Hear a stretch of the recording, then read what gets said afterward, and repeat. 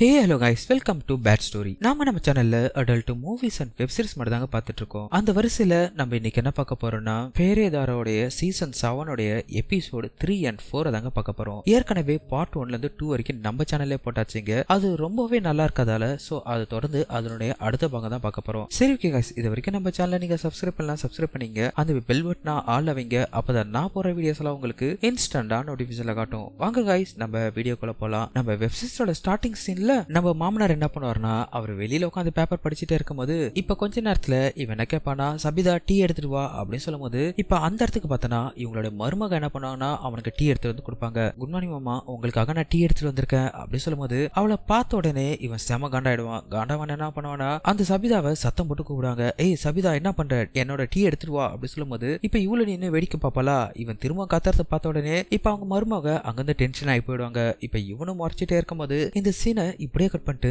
இப்ப அடுத்த சீன் தாங்க கட்டுறாங்க. இப்ப நம்ம ஹீரோவை தாங்க கட்டுறாங்க. அவர் பெட்ரூம்ல படுத்துட்டு மொபைல் பார்த்துட்டே இருக்கும்போது இப்ப அந்த இடத்துக்கு நம்ம ஹீரோனி செம்ம டென்ஷனா வந்து உட்காருவாங்க. இவங்க இப்படி டென்ஷனா வந்து உட்கார்ந்த உடனே இப்ப இவரு என்ன கேட்பாருன்னா, அம்மா என்னாச்சு, ஏன் இவ்வளவு கோவமா இருக்க அப்படின்னு சொல்லி கேட்கும் போது அவர் என்னை விரும்பவே மாட்டாரு, எப்ப பார்த்தாலும் அவர் என்கிட்ட எரிஞ்சு விடுற மாதிரி இருக்காரு, எனக்கு அது பிடிக்கவே இல்லை அப்படின்னு சொல்லும் போது, சரிம்மா இதுக்கே ஏன் கோவப்படுற, நீ கவலைப்படாத, ஒரு நாள் இதெல்லாமே மாறும், அவர் கண்டிப்பா உன்னை விரும்புவாரு, நீ சின்ன சின்ன விஷயத்தெல்லாம் கொஞ்சம் அட்ஜஸ்ட் பண்ணிட்டு போ, அப்பதான் அவருக்கு கொஞ்சம் மனம் மாறும் அப்படின்னு சொல்லும் போது இப்ப இவ்வளவு யோசிச்சு சரி ஓகே பார்க்கலாம் அப்படி சொல்லும் போது இப்ப இவ டயர்டா இருக்கிற மாதிரி ஃபீல் பண்ணுவாளா. உடனே வேணா சொல்லுவானா, என்ன ரொம்ப டயர்டா இருக்கியா, நான் வேணா உனக்கு பிடிச்சி விடுவா அப்படின்னு சொன்னதுக்கு அப்புறம் இவரு சரி ஓகேன்னு சொன்னதுக்கு அப்புறம் இப்ப இவர் என்ன பண்ணுவார்னா அவளுடைய நெத்தியை பிடிச்சு அழுத்திட்டே இருக்கும்போது இப்ப இவளுக்கு லைட்டா மூட ஆற மாதிரி இருக்குமா. அதுக்கப்புறம் என்ன இவரு என்ன பண்ணுவார்னா அவளை தோல்ல சாய்ச்சிட்டு அவளுக்கு கிஸ் பண்ற சீன்ஸ் எல்லாம் செம ஆடாவே எடுத்திருப்பாங்க. இப்படி இவங்க ரெண்டு பேரும் நல்லா கிஸ் பண்ணிட்டே இருக்கும் போது இப்ப இவர் என்ன பண்ணுவார்னா போயிட்டு ஒரு எண்ணெய் எடுத்துட்டு வருவாருங்க. எண்ணெய் எடுத்துட்டு வந்து அவளுடைய துணியெல்லாம் உருவிட்டு அவ மேல ஊத்தி அவளை நல்லா எண்ணெயால போட்டு தேய்ச்சிட்டே இருக்கும்போது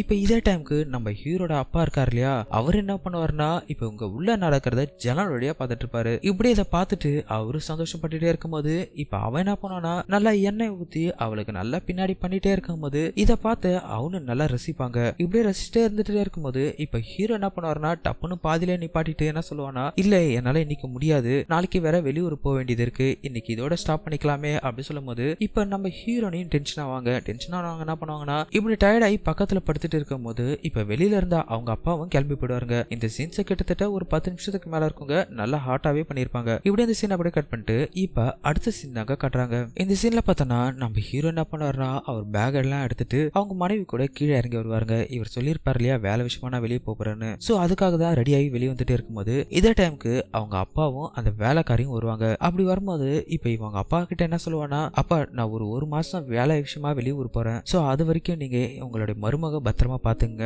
அப்படி சொல்லும்போது அவங்க அப்பா நின்னு இவன் பேசுறத பார்த்து முறைச்சிட்டே இருப்பாரா. அதுக்கு இவன் என்ன சொல்லுவானா, எனக்கு நல்லாவே தெரியும்பா உங்களுக்கு அவளை பிடிக்கலன்னு, ஆனா இருந்தாலும் உங்களை நம்பி நான் விட்டு போறேன், அவளுக்கு நீங்க தான் பாதுகாப்பா இருக்கணும், அவ கண்டிப்பா உங்களை நல்லா பார்த்து பாப்பா அப்படி சொல்லும்போது இவர் எதுவுமே பேசாம அப்படியே முறைக்கும் போது இப்ப இவன் என்ன சொல்லுவானா, இங்க பாரு எங்க அப்பாவை நீ நல்லபடியா பாத்துக்கோ, அவருக்கு எந்த ஒரு கஷ்டத்தை கொடுக்காத சரியா அப்படி சொன்னதுக்கு அப்புறம் அதுக்கு அவளும் கண்டிப்பாங்க நான் அவரை ரொம்ப நல்லாவே பாத்துப்பேன், நீங்க பார்த்து போயிட்டு வாங்க அப்படி சொன்னதுக்கு அப்புறம் இப்ப இவனு அங்கிருந்து கிளம்புவானா. கிளம்புனதுக்கு அப்புறம் இப்ப இந்த மாமனார் என்ன பண்ணுவாருன்னா அவளை ஒரு மாதிரியா முறைச்சிட்டு அங்கிருந்து போயிடுவாருங்க. அங்கிருந்து போனதுக்கு அப்புறம் இப்ப இவனே யோசிப்பானா, இவர் போயிட்டாரு, இதுக்கப்புறம் இங்க என்ன நடக்குன்னு எனக்கு பயமா இருக்கு, பத்தாதுக்கு என் மாமனார் என் கூட பேசக்கூட இல்ல அப்படின்னு சொல்லிட்டு இவ தனக்கு தானே மனசுக்குள்ள நினைச்சிட்டு இருப்பாங்க. இப்படியே இந்த சீனை கட் பண்ணிட்டு இப்ப அந்த மாமனாரோட பெட்ரூம்ல தாங்க காட்டுறாங்க. அவரு பார்த்தனா செம்மையா கோவப்பட்டுட்டு குறுக்கு நடுக்க நடந்துட்டு இருப்பாருங்க. நடந்தவரு என்ன சொல்லி புலம்புறாருன்னா, 3 வருஷத்துக்கு முன்னாடி இந்த சர்மாஜியோட பொண்ணை என் பையனுக்கு கல்யாணம் பண்ணி கொடுக்கலாம்னு நினைச்சேன், ஆனா என் பையன் எல்லாத்தையும் சொதப்பிட்டான், அவன் மட்டும் அவளை கல்யாணம் பண்ணியிருந்தனா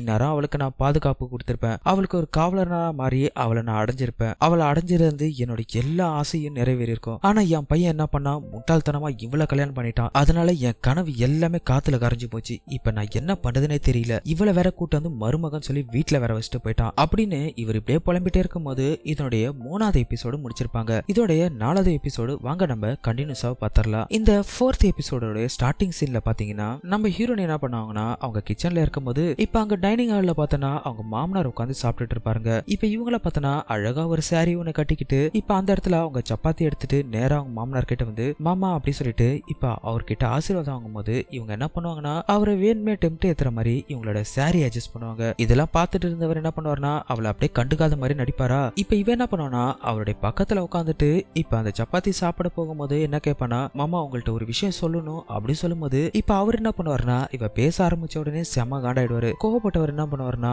அங்கிருந்து எழுந்து போயிடுவாருங்க. இப்படியே கட் பண்ணிட்டு இப்ப நேரா அவருடைய பெட்ரூம்ல தாங்க காட்டுறாங்க. இப்ப இவர் என்ன பண்ணுவாருன்னா ரொம்ப டென்ஷனா அவரோட பெட்ரூம்ல உட்காந்துட்டே இருக்கும்போது இப்ப அந்த இடத்துக்கு நம்ம வேலைக்காரி இருக்காங்க இல்லையா, அதாங்க அந்த சபிதா. அவ என்ன பண்ணுவானா புலம்பிக்கிட்டே உள்ள வருவா. அவ என்ன சொல்லுவானா, அட உங்க மாமன் பண்ண தப்புக்கு இந்த பொண்ணு மேல ஏன் இவ்வளவு கோவமா இருக்கீங்க, இதுக்காக எப்ப பார்த்தாலும் இவ்வளவு வெறுப்பா இருக்கீங்க அப்படின்னு இவ கேட்கும் போது அதுக்கு அவர் என்ன சொல்லுவாருன்னா, ஆமா கோவப்படாம என்ன பண்றது, என்னுடைய கனவு எல்லாத்தையும் வீணாக்கிட்டான். 3 வருஷத்துக்கு முன்னாடியே அந்த சர்மாவுடைய பொண்ணு என் பையனுக்கு கல்யாணம் பண்ணி கொடுக்கலான்னு சொல்லி பேசியிருந்தேன். அவளை மட்டும் நான் கல்யாணம் பண்ணியிருந்தேன்னு வச்சுக்கேன், இவன் வெளியூருக்கு வேலைக்கு போயிருப்பா, அவளுக்கு நான் காவலனாரா மாறி இருப்பேன். அப்படி மட்டும் மாறி இருந்தேன்னு வச்சுக்கேன், நானும் அவ கூட ரொம்ப சந்தோஷமா இருந்திருப்பேன். இப்படி என்னுடைய ஆசை எல்லாத்துலயும் அவன் மண்ணாளி போட்டுட்டான். அது நினைச்சாதான் எனக்கு அப்பப்போ கோவம் வருது. எனக்கு என் கோவத்தை கண்ட்ரோலே பண்ண முடியல தெரியுமா அப்படின்னு இவர் சொல்றாரு. இதுக்கு இவன் என்ன சொல்லனா, சரி அதெல்லாம் ஓகேதான், இப்ப மட்டும் என்ன ஆச்சு, ஒண்ணுமே ஆகல, உங்களை காவலனா வச்சுக்கிறதுக்கு அந்த பொண்ணுக்கு தகுதி இல்லாம போச்சுன்னு நினைச்சுக்க வேண்டியதானே. இதோ இப்போ ஒருத்தர கூட்டு வந்திருக்காங்க இல்லையா, அவளை வச்சுங்க, நீங்க அவளுக்கு மட்டும் காவலரா மாறிட்டீங்கன்னு வச்சுங்க, அது அவளுக்கு தான் நல்லது. சப்போஸ் அவ ஓகேன்னு சொல்லிட்டு உங்க கூட இருந்தாங்கன்னா நீங்க அவ கூட என்ஜாய் பண்ணுங்க. சப்போஸ் அவ இல்ல என்னால முடியாதுன்னு போயிட்டானா அதுக்கப்புறம் உங்க பையனை பிடிச்சு அவளுக்கு கட்டி வைங்க. சோ ஒரே கல்ல 2 மாங்கா. நீங்க முதல்ல என்ன பண்றீங்கன்னா இவளுக்கு ட்ரை பண்ணுங்க, இவளை ட்ரை பண்ணி ஓகே ஆவறாளா பாருங்க. அப்படி ஓகே ஆயிட்டாங்கன்னா உங்களுக்கு தான் அது அதிர்ஷ்டம், சரியா அப்படி சொன்னதுக்கு அப்புறம் இதை கேட்டா அவனோட முகமே ஒரு மாதிரியா மாறுங்க. மாறினவன் யோசிப்பான், நீ சொல்றது நல்ல ஐடியா தான் அப்படி சொல்லிட்டு இவரு ஒரு வில்லத்தனமா சிரிச்சுட்டே இருக்கும் போது இந்த சீன் எப்படியே கட் பண்ணிட்டு இப்ப அடுத்த சீன் தாங்க காட்டுறாங்க. நம்ம ஹீரோனி தாங்க காட்டுறாங்க. அவளை பார்த்தனா மொபைல்ல பேசிக்கிட்டே பாத்ரூம்க்கு வராங்க. வந்தவன் என்ன சொல்லுவானா, இங்க பத்தியா நான் பாத்ரூம்க்கு வந்துட்டேன் அப்படி சொல்லும் போது நல்லாவே தெரியுது, நீ இல்லாம எனக்கு சந்தோஷமே கிடைக்க மாட்டேங்குது தெரியுமா அப்படி சொல்லும் போது, அப்படியா அப்புறம் நீ எப்படி சந்தோஷமா இருக்க, வேற ஏதாச்சும் பொண்ணுகிட்ட போறியா அப்படி சொல்லி கேட்கும் போது, சேச்சே நீ இருக்கும்போது வேற பொண்ணுங்கள்ட்ட நான் எப்படி போவேன், அதுக்கெல்லாம் வாய்ப்பே கிடையாது அப்படின்னு இவன் சொல்றா. அதுக்கு இவன் கேட்பானா, சரி இப்ப எதுக்கு கால் பண்ணீங்க அப்படி சொல்லி கேட்கும் போது, உன்னதுக்குள்ளதான் கடல் அளவுக்கு ரொம்ப அன்பான இதயம் இருக்கு, சோ அதை பாக்குறதுக்காக தான் நான் இப்ப கால் பண்ணேன் அப்படி சொன்னதுக்கு அப்புறம், ஓ உங்களுக்கு அது பார்த்தே ஆகணுமா அப்படின்னு இவன் கேட்பாளா. ஆமா நான் அதுக்கு தான் கூப்பிட்டேன் அப்படின்னு அவன் சொல்லுவான். அதுக்கு இவன் என்ன சொல்லுவானா, இந்த இடத்துல கழட்டி காட்டணும் அப்படின்னு சொல்லி கேட்கும் போது, இந்த இடத்துல என்ன இது பாத்ரூம் தானே, சோ ஒரு பிரச்சனை இல்ல, நான் பார்க்க போறது உன்னோட அழகு தானே அப்படி சொன்னதுக்கு அப்புறம், சரி ஓகே அப்ப நான் வெயிட் பண்ணு அப்படி சொல்லிட்டு இப்ப இவன் என்ன பண்ணுவானா அவளுடைய மொபைலை எடுத்துட்டு போயிட்டு அந்த பாத்ரூம்ல ஒரு மூலையில வைப்பாங்க. வச்சவன் என்ன பண்ணுவானா இந்த இடத்துல நின்று அவனுக்கு செமையா மூட ஏத்துற மாதிரி செம ஹாட்டா உடம்பெல்லாம் தடவிட்டு வேற லெவல்ல ஆடிட்டு இருப்பாங்க. இவ ஆடுறத பார்த்தா செம மூடாவே இருக்குங்க. இப்படி ஆடிட்டே இருக்கும் போது இப்ப திடீர்னு பார்த்தனா அந்த இடத்துக்கு இவருடைய மாமனார் உள்ள வந்துருவாருங்க. உள்ள வந்தவரு டப்புன்னு அவளை கட்டி பிடிக்கும் போது அவளை பார்த்தனா கொஞ்சம் கூட ஷாக் ஆக மாட்டாங்க. உடனே அவங்க மாமனார் மேல தோல்ல கையை போட்டுட்டு அவர் கூட சேர்ந்து பண்ற சீன்ஸ் இருக்கே வேற லெவல்ல இருக்கும். அந்த ஷவர் ஆன் பண்ணிட்டு 2 பேரும் நல்லா குளிச்சுட்டு வெறியாவே மேட்டர் பண்ணுவாங்க. இந்த சீன்ஸ் எல்லாமே இவனோட வீட்டுக்காரன் மொபைல்ல இருந்து பார்த்துட்டு தான் இருப்பான். அந்த சீன் காட்ட மாட்டாங்க. பட் இவங்க 2 பேரும் சேர்ந்து பண்ற சீன்ஸ் கிட்டத்தட்ட ஒரு 10 நிமிஷத்துக்கு மேல இருக்குங்க. அந்த அளவுக்கு இவங்க 2 பேரும் மேட்டர் பண்ணி முடிச்சதுக்கு அப்புறம் இதோட 4th எபிசோடு முடிச்சிருப்பாங்க. இதோட அடுத்த வீடியோ வந்துச்சுன்னா அதுவும் நம்ம சேனல்ல பார்த்தலாங்க. இதோட வருது. நான் உங்கள் மிஸ்டர் விஜய். Thank you guys.